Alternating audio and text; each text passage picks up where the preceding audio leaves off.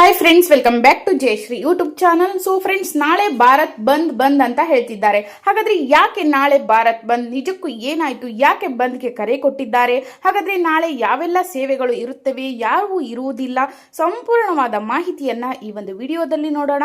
So ಅದಕ್ಕಿಂತ ಮುಂಚೆ friends, ನೀವು ಕೂಡ ನಾಳೆ ಭಾರತ್ ಬಂದ್ಗೆ ಬೆಂಬಲವನ್ನ ಕೊಡ್ತೀರಿ ಅನ್ನೋದಾದ್ರೆ ತಪ್ಪದೆ ಎಸ್ ಆರ್ ನೋ ಅಂತ ಕಾಮೆಂಟ್ ಮಾಡಿ.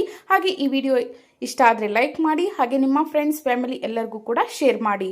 ಸೊ ಫ್ರೆಂಡ್ಸ್, ವಿವಿಧ ಬೇಡಿಕೆಗಳ ಈಡೇರಿಕೆಗೆ ಒತ್ತಾಯ ಹಾಗೂ ಕೇಂದ್ರ ಸರ್ಕಾರದ ಕಾರ್ಮಿಕ ವಿರೋಧಿ, ರೈತ ವಿರೋಧಿ ಮತ್ತು ಕಾರ್ಪೊರೇಟ್ ಪರ ನೀತಿಗಳನ್ನು ವಿರೋಧಿಸಿ ನಾಳೆ ಬ್ಯಾಂಕ್ ನೌಕರರ ಸಂಘಟನೆಗಳು ದೇಶಾದ್ಯಂತ ಬ್ಯಾಂಕ್ ಮುಷ್ಕರಕ್ಕೆ ಕರೆ ಕೊಟ್ಟಿವೆ.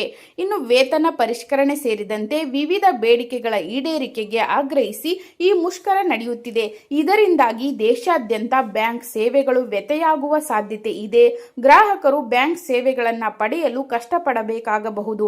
ಇನ್ನು ಅಖಿಲ ಭಾರತ ಬ್ಯಾಂಕ್ ನೌಕರರ ಸಂಘಟನೆ ಮತ್ತು ಅಖಿಲ ಭಾರತ ಬ್ಯಾಂಕ್ ಅಧಿಕಾರಿಗಳ ಸಂಘಟನೆಗಳು ಜಂಟಿಯಾಗಿ ಮುಷ್ಕರಕ್ಕೆ ಕರೆ ನೀಡಿವೆ. ಮುಷ್ಕರವನ್ನು ತಪ್ಪಿಸಲು ಬ್ಯಾಂಕ್ ನೌಕರರ ಸಂಘಟನೆಗಳೊಂದಿಗೆ ನಡೆಸಿದ ಮಾತುಕತೆ ವಿಫಲವಾಗಿದ್ದು ಅನಿವಾರ್ಯವಾಗಿ ಮುಷ್ಕರಕ್ಕೆ ಕರೆ ಕೊಟ್ಟಿವೆ. ಇನ್ನು ಈ ಬಾರಿಯ ಮುಷ್ಕರ ತನ್ನ ವ್ಯಾಪಕ ಭಾಗವಹಿಸುವಿಕೆಯಿಂದ ದೇಶದ ದೈನಂದಿನ ಜೀವನದ ಮೇಲೆ ಗಮನಾರ್ಹ ಪರಿಣಾಮ ಬೀರಲಿದೆ. ಇನ್ನು ಈ ಮುಷ್ಕರದಿಂದಾಗಿ ಸಾರ್ವಜನಿಕ ಸೇವೆಗಳಾದ ಬ್ಯಾಂಕಿಂಗ್, ಸಾರಿಗೆ ಮತ್ತು ಅಂಚೆ ಸೇವೆಗಳಲ್ಲಿ ಅಡಚಣೆಯಾಗುವ ಸಾಧ್ಯತೆ ಇದೆ. ಸೊ ಆದ್ದರಿಂದ ಜನರು ತಮ್ಮ ತುರ್ತು ಕೆಲಸಗಳಾದ ನಗದು ಹಿಂಪಡೆಯುವಿಕೆ, ಚೆಕ್ ಠೇವಣಿ ಅಥವಾ ಇತರ ಹಣಕಾಸು ವ್ಯವಹಾರಗಳನ್ನು ಬಂದ್ ಕರೆ ಒಳಗೆ ಪೂರ್ಣಗೊಳಿಸಬಹುದು ಅಥವಾ ಡಿಜಿಟಲ್ ಬ್ಯಾಂಕಿಂಗ್ ಸೇವೆಗಳು ಲಭ್ಯವಾಗಿರಬಹುದು. ತಾಂತ್ರಿಕ ತೊಂದರೆಗಳಿಗೆ ಸಿದ್ಧವಾಗಿರಬಹುದು. ಇನ್ನು ಉತ್ತಮ. ಸೊ ಈ ರೀತಿ ನೀವು ಅದನ್ನ ಎಲ್ಲ ಸರಿಪಡಿಸಿಕೊಳ್ಳೋದು ಉತ್ತಮ. ಅದೇ ರೀತಿ ಆರೋಗ್ಯ ಮತ್ತು ತುರ್ತು ಸೇವೆಗಳಿಗೆ ಯಾವುದೇ ಅಡಚಣೆ ಇಲ್ಲ ಅಂತ ಒಕ್ಕೂಟಗಳು ಭರವಸೆ ನೀಡಿವೆ. ಸೊ ಇನ್ನು ದೇಶಾದ್ಯಂತ 25 ಕೋಟಿಗೂ ಹೆಚ್ಚು ಕಾರ್ಮಿಕರು ರಾಷ್ಟ್ರವ್ಯಾಪ್ತಿ ಸಾರ್ವತ್ರಿಕ ಮುಷ್ಕರ ಅಥವಾ ಭಾರತ ಬಂದ್ನಲ್ಲಿ ಭಾಗವಹಿಸಲಿದ್ದಾರೆ. 10 ಕೇಂದ್ರ ಕಾರ್ಮಿಕ ಸಂಘಗಳ ಒಕ್ಕೂಟವು ಕರೆ ನೀಡಿರುವ ಈ ಮುಷ್ಕರ ಕೇಂದ್ರ ಸರ್ಕಾರದ ಕಾರ್ಮಿಕ ವಿರೋಧಿ, ರೈತ ವಿರೋಧಿ ಮತ್ತು ಕಾರ್ಪೊರೇಟ್ ವರ ನೀತಿಗಳನ್ನು ಪ್ರತಿಭಟಿಸುವ ಗುರಿಯನ್ನ ಹೊಂದಿದೆ. ಇನ್ನು ಪ್ರತಿಭಟನೆಯಿಂದ ಬ್ಯಾಂಕಿಂಗ್, ವಿಮೆ, ಅಂಚೆ, ಕಲ್ಲಿದ್ದಲು, ಗಣಿಗಾರಿಕೆ, ಸಾರಿಗೆ ಮತ್ತು ಸಾರ್ವಜನಿಕ ವಲಯದ ಕೈಗಾರಿಕೆಗಳಂತಹ ಪ್ರಮುಖ ಕ್ಷೇತ್ರಗಳಲ್ಲಿ ವ್ಯಾಪಕ ಅಡಚಣೆಯಾಗುವ ನಿರೀಕ್ಷೆ ಇದೆ. ಇನ್ನು ಈ ಮುಷ್ಕರವು ದೇಶದ ಆರ್ಥಿಕ ಚಟುವಟಿಕೆಗಳ ಮೇಲೆ ಗಮನಾರ್ಹ ಪರಿಣಾಮ ಬೀರಲಿದೆ. ಹಿಂದ್ ಮನ್ಸೂರ್ ಸಬಾದ್ ಹರ್ಭಜನ್ ಸಿಂಗ್ ಸಿಧು ಅವರ ಪ್ರಕಾರ ಬ್ಯಾಂಕಿಂಗ್, ಅಂಚೆ, ಕಲ್ಲಿದ್ದಲು, ಗಣಿಗಾರಿಕೆ, ಕಾರ್ಖಾನೆಗಳು ಮತ್ತು ರಾಜ್ಯ ಸಾರಿಗೆಗಳ ಸೇವೆಗಳ ಮೇಲೆ ಈ ಮುಷ್ಕರ ತೀವ್ರವಾಗಿ ಪರಿಣಾಮ ಬೀರಲಿದೆ.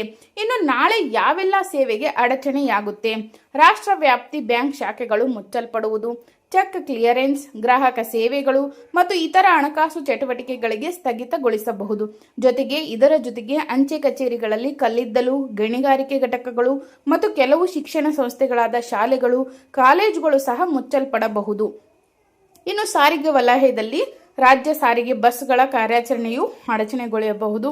ಇನ್ನು ಬ್ಯಾಂಕ್ ಮತ್ತು ವಿಮಾ ಸೇವೆಗಳು, ಅಂಚೆ ಸೇವೆಗಳು, ಕಲ್ಲಿದ್ದಲು, ಗಣಿಗಾರಿಕೆ ಮತ್ತು ಕಾರ್ಖಾನೆಗಳು, ಸಾರಿಗೆ ವ್ಯವಸ್ಥೆ, ಶಿಕ್ಷಣ ಸಂಸ್ಥೆಗಳು, ಹಲವು ಶಾಲೆಗಳು ಮತ್ತು ಕಾಲೇಜುಗಳು, ಸಾರ್ವಜನಿಕ ವಲಯದ ಉದ್ಯಮಗಳ ಮೇಲೆ ಪರಿಣಾಮ ಬೀರುವ ಸಾಧ್ಯತೆ ಇದೆ ಅಂತ ಹೇಳಲಾಗ್ತಿದೆ. ಸೊ ಇನ್ನು ಯಾವೆಲ್ಲ ಸೇವೆ ಇರುತ್ತೆ? ರೈಲ್ವೆ, ಆರೋಗ್ಯ ಮತ್ತು ತುರ್ತು ಸೇವೆಗಳಂತಹ ಸೇವೆಗಳು ಇರುತ್ತೆ ಅಂತ ಹೇಳ್ತಿದ್ದಾರೆ. ಇನ್ನು ಅಂಗಡಿ, ಮಾರುಕಟ್ಟೆಗಳು ಭಾಗಶಃ ಕಾರ್ಯನಿರ್ವಹಿಸುವ ಸಾಧ್ಯತೆ ಇದೆ ಅಂತ ಹೇಳಿದ್ದಾರೆ.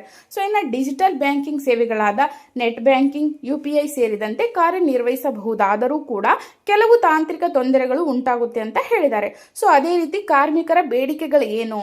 ಕಾರ್ಮಿಕ ಸಂಘಗಳು ಕಳೆದ ವರ್ಷ ಕಾರ್ಮಿಕ ಸಚಿವ ಮನ್ಸುಖ್ ಮಂಡವಿಯಾ ಅವರಿಗೆ ಸಲ್ಲಿಸಿದ 17 ಅಂಶಗಳ ಬೇಡಿಕೆಗಳ ಸನ್ನಿಧಿಯ ಮೇಲೆ ಈ ಮುಷ್ಕರ ಆಧರಿಸಿದೆ. ಸರ್ಕಾರವು ಕಾರ್ಮಿಕರ ಕಳವಳಗಳನ್ನು ನಿರ್ಲಕ್ಷಿಸಿದೆ ಮತ್ತು 1 ದಶಕಕ್ಕೂ ಹೆಚ್ಚು ಕಾಲ ವಾರ್ಷಿಕ ಕಾರ್ಮಿಕ ಸಮ್ಮೇಳನವನ್ನು ನಡೆಸಲು ವಿಫಲವಾಗಿದೆ ಎಂದು ಒಕ್ಕೂಟಗಳು ಆರೋಪಿಸಿವೆ.